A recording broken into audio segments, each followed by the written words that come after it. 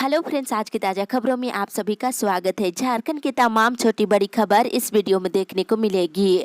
सबसे पहले बड़ी खबर, नियुक्ति नियमावली में संशोधन का प्रस्ताव तैयार। हेमंत सरकार राज्यवासियों के हित में जल्द लेगी बड़ा फैसला। एक बड़ी खबर की झारखंड निवासियों के लिए राज्य सरकार जल्द ही बड़ा फैसला लेने वाली है। ये फैसला युवाओं को रोजगार देने वाला होगा। तीसरे और चौथे दर्जे के कर्मचारियों की नियुक्ति नियमावली में परिवर्तन किया जा रहा है। इसके लिए जो प्रस्ताव तैयार हुआ है, अगर उस पर सहमति बनती है तो तीसरे और चौथे दर्जे के पद पर सिर्फ झारखंड के लोगों का ही नियुक्ति हो पाएगा। इसके लिए झारखंड का अस्थायी निवासी होना चाहिए या फिर 10वीं 12वीं की परीक्षा झारखंड के स्कूल से पास होना जरूरी होगा। इसको लेकर बनी प्रस्ताव की फाइल अभी सीएम के पास है। इसी सप्ताह होने वाली कैबिनेट की बैठक में इसको लाया जा सकता है। इसमें पास होने के बाद राज्य के विभिन्न पदों पर 2 लाख से अधिक रिक्तियों को भरने का सिलसिला शुरू हो जाएगा।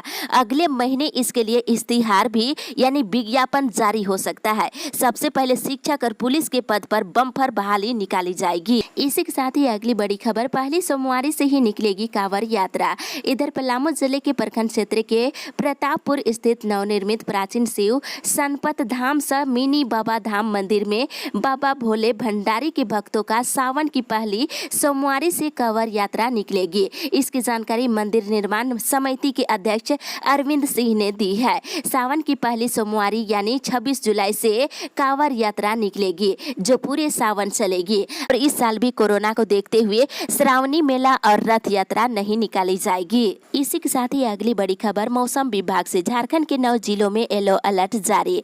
झारखंड में सोमवार को भी राज्य के कई इलाकों में हल्के से लेकर भारी बारिश दर्ज की गई है। रांची समेत कई जिलों में झमाझम बारिश हुई है। वहीं मौसम विभाग से मिली जानकारी के अनुसार झारखंड के 9 जिलों के लिए मौसम विभाग ने येलो अलर्ट जारी किया है, जिसमें रांची, हजारीबाग, खूंटी, रामगढ़, गढ़वा, गुमला, लातेहार, चतरा और लोहरदगा शामिल है। मौसम विभाग के अनुसार इन जिलों के कुछ भागों में हल्के से लेकर मध्यम दर्जे की बारिश हो सकती है। इस दौरान इन इलाकों में वज्रपात की भी आशंका जताई गई है। ऐसे में विभाग ने लोगों को सतर्क रहने की चेतावनी दी है। इसी के साथ ही अगली बड़ी खबर, झारखंड कोरोना अपडेट्स।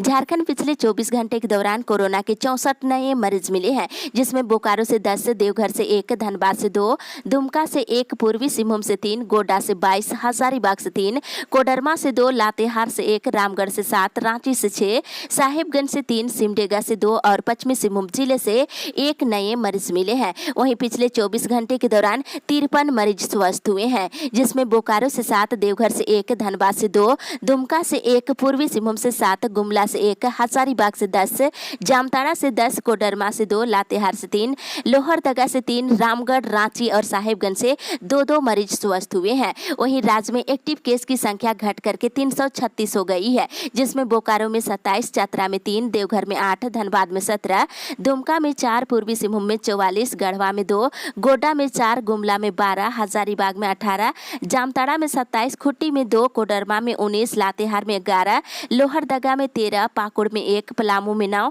रामगढ़ में 15, रांची में 63 और साहिबगंज में 6, सरायकेला में 6, सिमडेगा में 12 और पश्चिमी सिंहभूम जिले में 4 एक्टिव केस है। वहीं पिछले 24 घंटे के दौरान बोकारो जिले में 2 कोरोना मरीज की मौत हुई है। इसी के साथ ही अगली बड़ी खबर, अगले 3 हफ्तों में आएगी कोरोना की तीसरी लहर। एक बड़ी खबर की कोरोना की तीसरी लहर को लेकर के देश के 2 बड़े संस्थानों के वैज्ञानिकों ने अलग अलग दावा किए हैं। ICMR के प्रमुख वैज्ञानिक प्रोफेसर समीरन पांडा ने दावा किया है कि अगले 3 हफ्तों में यानी अगस्त के अंत तक देश में कोरोना की तीसरी लहर आ जाएगी। अनुमान लगाया है कि उस दौरान हर रोज 1 लाख से अधिक संक्रमित मरीज मिलेंगे। उधर IIT कानपुर के प्रोफेसर मनिंद्र अग्रवाल ने इसके उल्टे बयान दिए हैं। उन्होंने तीसरी लहर के खतरनाक होने की आशंका को खारिज कर दिया है। इसी के साथ ही अगली बड़ी खबर, देवघर एम्स में स्थानीय लोगों को मिलेगी नौकरी। एक बड़ी खबर की मुख्यमंत्री हेमंत सोरेन ने कहा है कि देवघर एम्स में झारखंड के लोगों को नौकरी मिलना चाहिए। यहाँ रोजगार का जो अवसर सामने आ रहा है, उसमें स्थानीय लोगों की ही भागीदारी सुनिश्चित होनी चाहिए। इस संबंध में मुख्यमंत्री ने केंद्रीय स्वास्थ्य मंत्री मनसुख मंडाविया को पत्र लिखा है। इसमें स्थानीय लोगों के लिए नौकरी सुनिश्चित करने का मांग किए हैं। इसी के साथ ही अगली बड़ी खबर, 25 दिनों में 6000 से अधिक लाभार्थियों की वृद्धा पेंशन स्वीकृत। एक राहत भरी खबर की रांची के उपायुक्त छवि रंजन ने सामाजिक सुरक्षा से संबंधित विभिन्न योजनाओं की समीक्षा किए हैं। आपको बताते चले, उन्होंने सामाजिक सुरक्षा के अंतर्गत विभिन्न योजनाओं की विस्तार से समीक्षा करते हुए बेहतर क्रियान्वयन के लिए पदाधिकारियों को आवश्यक दिशा निर्देश दिए हैं। बैठक में उपायुक्त छवि रंजन के द्वारा सबसे पहले मुख्यमंत्री राज्य वृद्धावस्था पेंशन योजना की समीक्षा की है। योजना के अंतर्गत रांची जिला के 16,521 लोगों का पेंशन स्वीकृत कर लिया गया है। वहीं रांची जिला के अंतर्गत वर्तमान में सामाजिक सुरक्षा पेंशन योजना के अंतर्गत कुल 1,59,886 पेंशनधारियों को पेंशन का लाभ दिया जा रहा है। योजना के अंतर्गत जून 2021 तक का पेंशन भुगतान किया जा चुका है, जबकि जुलाई 2021 के पेंशन भुगतान की प्रक्रिया चल रही है। अगली बड़ी खबर, दिव्यांग, बीमार और महिला शिक्षकों को तत्काल गृह जिले में हो स्थानांतरण। माध्यमिक शिक्षा निदेशालय ने राज्य के शिक्षकों के स्थानांतरण नीति पर विचार के लिए कल बैठक की है। इसमें राज्य के प्राथमिक, माध्यमिक और +2 स्कूलों के शिक्षकों के स्थानांतरण के लिए नियम संशोधन कमेटी ने शिक्षक संघों के प्रतिनिधियों से सुझाव लिए हैं। बताते चले, संघ ने स्पष्ट रूप से मांग किया है कि ऑनलाइन पोर्टल के माध्यम से सामान्य स्थानांतरण प्रारंभ करने से पहले विभिन्न बाधाओं और प्रावधानों को शिथिल करते हुए 2015-16 और 2019 में नियुक्त प्रारंभिक शिक्षकों के लिए सामूहिक अंतर जिला स्थानांतरण का अवसर दिया जाए। वहीं शिक्षकों का स्थानांतरण यथासंभव उनके गृह जिला या फिर निकटस्थ प्रखंडों में करने की मांग किए हैं। इसके साथ ही इधर शिक्षकों के अंशदायी पेंशन योजना को मुख्यमंत्री ने दी मंजूरी। एक राहत भरी खबर की मुख्यमंत्री हेमंत सोरेन ने राज्य के गैर सरकारी सहायता प्राप्त अल्पसंख्यक माध्यमिक विद्यालयों के कर्मियों के लिए अंशदायी पेंशन योजना के प्रस्ताव को अपनी मंजूरी दे दी है। अब इस प्रस्ताव को स्वीकृति के लिए कैबिनेट की बैठक में रखा जाएगा। मिली जानकारी के अनुसार इन विद्यालयों में 1 दिसंबर 2004 के बाद नियुक्त कर्मियों को अंशदायी पेंशन योजना के तहत जोड़ा जाना है। इसके साथ ही इधर उर्दू विद्यालयों में उर्दू शिक्षकों का ही पदस्थापन की मांग है। सोमवार को झारखंड राज्य उर्दू शिक्षक संघ की ओर से स्थानांतरण नियमावली पर शिक्षा विभाग के अधिकारियों के समक्ष अपना पक्ष रखा गया। इसमें बता दें, उर्दू भाषा के लिए नियुक्त उर्दू शिक्षकों को उर्दू विद्यालयों में ही पदस्थापित करने की मांग की गई है। इसी के साथ ही अगली बड़ी खबर, निजी विद्यालय के शिक्षकों ने किया भिक्षाटन। Jharkhand private school association Ranchi के तत्वाधान में जिला इकाई पाकुड़ की ओर से सोमवार को उपायुक्त पाकुड़ को प्रतिनिधि मंडल ने 5 सूत्री मांग पत्र सौंपा है। उपाध्यक्ष गाब्रियल मुर्मू ने कहा है कि झारखंड प्राइवेट स्कूल एसोसिएशन के संचालक, निदेशक और प्राचार्य के साथ ही शिक्षक, शिक्षिका और शिक्षकोत्तर कर्मचारियों के सामने कोरोना महामारी के कारण 20 मार्च 2020 से आज तक विद्यालय बंद रहने के कारण भूखमरी की कगार यानी समस्या उत्पन्न हो गई है। समस्या दिन प्रतिदिन बढ़ती जा रही है। आज स्थिति ये है कि शिक्षकों और संचालकों को भिक्षाटन करने के लिए मजबूर होना पड़ा है। उन्होंने स्कूल, कोचिंग और छात्रावास खोलने की मांग की है। इसी के साथ ही अगली बड़ी खबर, सेवा नियमितीकरण को लेकर बैठक। एएनएम और जीएनएम संघ ने बैठक कर अपनी सेवा नियमित करने की मांग की है। संघ की हुई बैठक में कहा गया है कि सेवा नियमित करने को लेकर मांग कई बार की गई है, लेकिन अभी तक मांगे पूरी नहीं की गई है। इसमें सिर्फ आश्वासन दिया गया है। संघ ने सीएम से इस मामले पर विचार करने का आग्रह किया है। इसके साथ ही इधर 2020 में पास करने वालों को विश्वविद्यालय उपलब्ध कराएगा डिग्री। कोल्हान विश्वविद्यालय में वर्ष 2020 में हुई परीक्षा में पास होने वाले विद्यार्थियों की नौकरी में योगदान देने या विदेश जाने के लिए डिग्री की आवश्यकता होने पर विश्वविद्यालय के द्वारा उन्हें उपलब्ध करा दिया जाएगा। इसके लिए उन्हें समुचित तरीके से आवेदन करना होगा। इसको लेकर के निर्णय सोमवार को कोल्हान विश्वविद्यालय के एकेडमिक काउंसिल की ऑनलाइन बैठक में लिया गया है। इसी के साथ ही अगली बड़ी खबर, काला बिल्ला लगा काम करेगी सेविका। एक बड़ी खबर की सेविका सहायिका 22 जुलाई से काला बिल्ला लगाकर आंदोलन करेगी। जानकारी के अनुसार झारखंड राज्य आंगनबाड़ी कर्मचारी संयुक्त मोर्चा की जिला अध्यक्ष देवंती देवी ने कहा है कि आंगनबाड़ी सेविका सहायिकाओं के मानदेय का भुगतान पिछले 4 महीने से नहीं किया गया है। इससे सभी के समक्ष आर्थिक समस्याएं उत्पन्न हो गई है। सरकार को समय से मानदेय भुगतान करना चाहिए ताकि सभी का परेशानी दूर हो सके। इसी के साथ ही अगली बड़ी खबर, रसोई गैस महंगी होने से फिर चूल्हा पर खाना बनाने को ग्रामीण विवश। रसोई गैस महंगी होने के कारण एक बार फिर से लोग चूल्हा पर खाना बनाने को विवश हो रहे हैं। ग्रामीण इलाकों में जब लोगों को उज्ज्वला योजना के तहत गैस चूल्हा और सिलेंडर मिला था तो तो धीरे धीरे लोग खाना बनाने की वर्षों पुरानी परंपरा को छोड़कर रसोई गैस से खाना बनाना शुरू कर दिए थे। लेकिन एक बार फिर रसोई गैस महंगी होने के कारण लोग धीरे धीरे लकड़ी और कोयला और गोबर से खाना बनाना शुरू कर दिए हैं। वहीं बता दें, महंगाई के कारण लोग गैस सिलेंडर भरवाने में असमर्थ है। वहीं चक्रधरपुर में रसोई गैस की कीमत करीब 885 रुपये पहुंच गई है। इसके साथ ही इधर बताते चले, रोजगार, शिक्षा, पेयजल पर ध्यान दे सेल। बेरोजगारी की समस्या को लेकर ईटक के जिला अध्यक्ष लखन बिरुआ ने गुआ का दौरा कर गुआ सेल के मुख्य महाप्रबंधक के साथ कल बैठक की है। उन्होंने कहा है कि कंपनी को CSR के तहत शिक्षा, बिजली, शुद्ध पेयजल और रोजगार देने पर विशेष रूप से ध्यान देना चाहिए और बेरोजगार युवकों की बहाली को लेकर उच्च स्तरीय प्रस्ताव भेजा गया है ताकि यहाँ के बेरोजगारों को भी रोजगार मुहैया किया जा सके। इसी के साथ ही अगली बड़ी खबर, पोशाक के लिए राशि स्वीकृत, मांगी सूची। सरकारी स्कूलों में पढ़ने वाले पहली से लेकर 8वीं तक के बच्चों को पोशाक देने के लिए राज्य सरकार ने राशि स्वीकृत कर दी है। राज्य के 36,30,123 छात्र छात्राओं के लिए 217 करोड़ 80 लाख रुपए स्वीकृत किए गए हैं। राज्य के सभी वर्ग के छात्राओं, ST SC, गरीबी रेखा से नीचे रहने वाले छात्रों के लिए राशि स्वीकृत की गई है। वहीं गरीबी रेखा से ऊपर के छात्रों की संख्या जिलों से 30 जुलाई तक रिपोर्ट मांगी गई है, जिसके बाद उनकी राशि स्वीकृत की जाएगी। इसके लिए झारखंड शिक्षा परियोजना परिषद ने सभी DO और DSC को निर्देश जारी कर दिया है। ये राशि बच्चों को शैक्षणिक सत्र 2021-22 के लिए दी जाएगी। साथ ही इधर कल से खुलेगा निको पार्क। बता दें, जुबली पार्क स्थित निको एम्यूजमेंट पार्क को 21 जुलाई से आम लोगों के लिए खोल दिया जाएगा। इधर बोकारो जिले के उपायुक्त कुलदीप चौधरी ने सोमवार को जिले में लंबित प्रधानमंत्री आवास योजना को जल्द पूरा करने का निर्देश दिया है। साथ ही BBMKU का दीक्षांत समारोह 2.5 घंटे का होगा।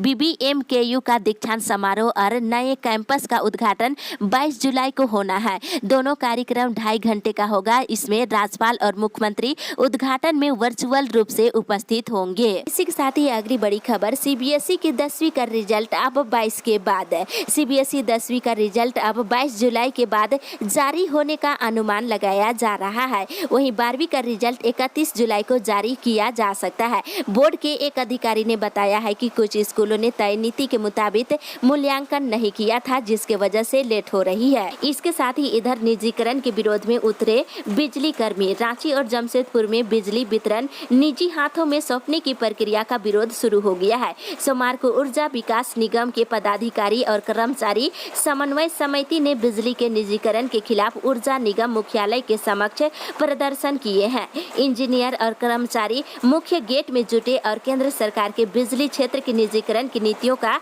जमकर विरोध किए हैं। साथ ही निगम के सभी रिक्त पदों पर नियुक्ति अब विलंब शुरू करने की मांग किए हैं। इसी के साथ ही अगली बड़ी खबर, हंगामे की भेंट चढ़ा मानसून सत्र का पहला दिन। एक बड़ी खबर की कोरोना संकट के बीच सोमवार से संसद का मानसून सत्र शुरू हो गया है, लेकिन विपक्ष के हंगामे के चलते सदन के दोनों सदनों की कार्यवाही मंगलवार सुबह 11 बजे तक के लिए स्थगित कर दी गई। वहीं सदन की कार्यवाही शुरू होते ही प्रधानमंत्री नरेंद्र मोदी ने लोकसभा में नए मंत्रियों का परिचय कराना शुरू किए, पर बता दें इस दौरान विपक्ष हंगामा करता रहा। इसी के साथ ही अगली खबर, C ग्रेड लाने वाले 10वीं में हो सकते हैं फेल। एक बड़ी खबर की 9वीं कक्षा में जिन छात्रों को C ग्रेड मिला है, उन छात्र छात्राओं का 10वीं का रिजल्ट प्रभावित हो सकता है। इतना ही नहीं, इस ग्रेड के छात्र छात्राएं फेल भी हो सकते हैं। 9वीं क्लास में A+ ग्रेड और B ग्रेड लाने वाले छात्र छात्राएं मैट्रिक में पास हो सकते हैं। झारखंड एकेडमिक काउंसिल ने 10वीं का रिजल्ट 9वीं बोर्ड के ग्रेडिंग के आधार पर और 12वीं का रिजल्ट 11वीं के अंक के आधार पर निर्धारित करने का आदेश दिया है। इसके साथ ही इधर राज्य सरकार लागू करेगी लेबर वेज कोड। राज्य में न्यूनतम मजदूरी तय करने के मापदंड में बदलाव किया जाएगा। अब राज्य में केंद्र सरकार के द्वारा निर्धारित निर्वाह मजदूरी से कम न्यूनतम मजदूरी का निर्धारण नहीं किया जाएगा। राज्य सरकार इसे लेकर वेज कोड रूल्स 2021 लागू करने जा रही है। श्रम नियोजन एवं प्रशिक्षण विभाग ने इस पर नियोजकों, कामगारों के प्रतिनिधियों और आम लोगों से आपत्ति मांगी है। इसके साथ ही इधर देवघर में शुरू होगा हेल्थ केयर फ्रंटलाइन वर्कर्स विशेष प्रशिक्षण। राज्य के 7 जिलों रांची, कोडरमा, हजारीबाग, चतरा, पलामू, दुमका और देवघर में कोविड-19 हेल्थ केयर फ्रंटलाइन वर्कर्स विशेष प्रशिक्षण कार्यक्रम शुरू किया जाएगा। मुख्यमंत्री हेमंत सोरेन ने श्रम नियोजन एवं प्रशिक्षण विभाग के इस प्रस्ताव को स्वीकृति दे दी है। इसी के साथ ही अगली बड़ी खबर, 31 जुलाई तक आवास पूरा नहीं करने वाले लाभुकों पर होगा सर्टिफिकेट केस। इधर पलामू जिले के हुसैनाबाद अंचल अधिकारी सह प्रखंड विकास पदाधिकारी नंद कुमार राम ने पंचायत स्वयं सेवक के संघ के साथ सोमवार को लंबित पड़े अंबेडकर आवास योजना के 29 और इंदिरा आवास योजना के 246 और प्रधानमंत्री आवास योजना ग्रामीण के वित्तीय वर्ष 2016-17 से लेकर 2020 से 21 के बीच 1599 लंबित पड़े आवास को लेकर लाभुकवार भौतिक स्थिति की समीक्षा की है। समीक्षा के दौरान सभी पंचायत स्वयं सेवकों को सख्त निर्देश दिया है कि 31 जुलाई तक विशेष अभियान चलाकर लक्ष्य के अनुरूप अपने अपने पंचायत में आवास पूरा कराना होगा। साथ ही उन्होंने कहा है कि लंबित पड़े आवास योजना के 31 जुलाई तक पूरा नहीं करने वाले लाभुकों को चिन्हित कर सर्टिफिकेट केस दर्ज करने का निर्देश दिए हैं। इसी के साथ ही अगली बड़ी खबर, बकरीद को लेकर बाजारों में नहीं दिख रही रौनक। बुधवार को बकरीद का त्योहार मनाया जाएगा, वहीं कोरोना के कारण बाजारों में बकरीद को ले भीड़ भाड़ नहीं दिख रही है। पिछले वर्ष की तुलना में बकरीद को ले बाजारों में बकरा की खरीदारी के लिए भी लोग कम नजर आए। वहीं सोमवार को साप्ताहिक हाट बाजार में भी बकरा की खरीदारी कम नजर आई है। इधर पर्व को लेकर कपड़े और अन्य दुकानों में भी भीड़ नहीं दिख रही है। दुकानदारों ने कहा है कि बढ़ती महंगाई के कारण लोग कम खरीदारी कर रहे हैं। इसी के साथ ही अगली बड़ी खबर, देवघर सीमा में श्रद्धालु मंदिर बंद है। साथ ही इस वर्ष भी यहां श्रावणी मेला का आयोजन नहीं किया जाएगा, लेकिन इसके बावजूद हर दिन काफी संख्या में श्रद्धालु देवघर आ रहे हैं। इसमें से बहुत से लोग बिहार के रहने वाले हैं। इन श्रद्धालुओं को रोकने के लिए सोमवार को झारखंड और बिहार के पुलिस पदाधिकारियों की अहम बैठक की गई। इस दौरान इन श्रद्धालुओं को यहां आने से कैसे रोका जाए, इसको लेकर योजना बनाई गई है। बैठक में तय हुआ है कि श्रद्धालुओं के आवागमन पर पूरी तरह से रोक लगाई जाएगी। इसके लिए दोनों राज्यों की पुलिस मिलकर काम करेंगे। इसके तहत बिहार और झारखंड में जगह जगह पर चेक पोस्ट बनाया जाएगा। इसी के साथ ही अगली बड़ी खबर, केंद्र सरकार को नहीं छोड़ेगी जनता। इधर पेट्रोल और डीजल और रसोई गैस की कीमतों में बढ़ोतरी और महंगाई के खिलाफ देशव्यापी विरोध कार्यक्रम के तहत झारखंड में भी कांग्रेसी कार्यकर्ताओं ने जमकर विरोध प्रदर्शन किए हैं। इसके तहत कार्यकर्ता पेट्रोल पंप के समीप जुटे और हस्ताक्षर अभियान चलाए हैं। वहीं वित्त मंत्री रामेश्वर उरांव भी सड़क पर उतरे। दूसरी ओर भाजपा के प्रदेश महामंत्री आदित्य साहू ने कहा कि कांग्रेस पार्टी पेट्रोल डीजल के नाम पर घड़ियाली आंसू रो रही है। अपनी विफलताओं से ध्यान भटकाने के लिए कांग्रेस दिखावा कर रही है, जबकि जनता इनके कारनामों को समझती है। राज्य सरकार पेट्रोल डीजल पर 23% वैट वसूल रही है। राज्य सरकार वैट की दर को घटा सकती है और जनता को राहत दे सकती है। उन्होंने कहा है कि घोटालों में डूबी कांग्रेस अपने चरित्र से बाज नहीं आ रही है। इसके साथ ही इधर हेमंत सरकार किसानों की आय दोगुनी करने पर लगी है। इधर श्रम मंत्री सत्यानंद भोक्ता सोमवार को चातरा पहुंचे और वहां महिला सखी मंडल के बीच कृषि यंत्र ट्रैक्टर का वितरण किए। साथ ही मंत्री ने कहा कि अब किसानों को खेती करने में सहूलियत होगी और मंत्री ने कहा कि हेमंत सरकार किसानों की आय दोगुनी करने को लेकर चिंता में लगे हैं। किसानों की आय बढ़ाने के लिए तरह तरह के आधुनिक संसाधन बांट रहे हैं।